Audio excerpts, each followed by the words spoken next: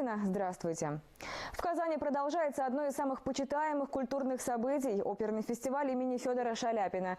В этом году открылся он традиционно с премьеры «Пиковая дама» Чайковского. Постановка – одна из самых репертуарных российских опер. Однако, как полноценный спектакль, именно в Татарском театре его представили впервые за долгие годы. В последнее время постановку можно было увидеть только в концертном исполнении.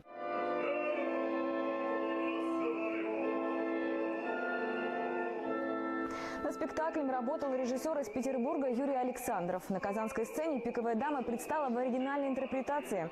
Как говорит сам режиссер, спектакль не про карточную игру, а про ту черную дыру, подсознание которой затягивает людей.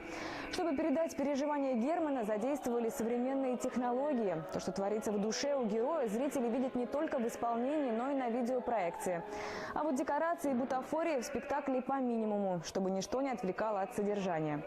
В программе этого года 11 спектаклей: «Мадам Баттерфляй», «Турандот», «Травиата», «Аида», в день рождения Федора Шаляпина, 13 февраля, в день памяти о великом басе, показали традиционно Бориса Годунова. Впрочем, лучшие партии всех постановок можно будет услышать в последние дни музыкального события. Завершится фестиваль традиционными гала-концертами 19 и 20 февраля.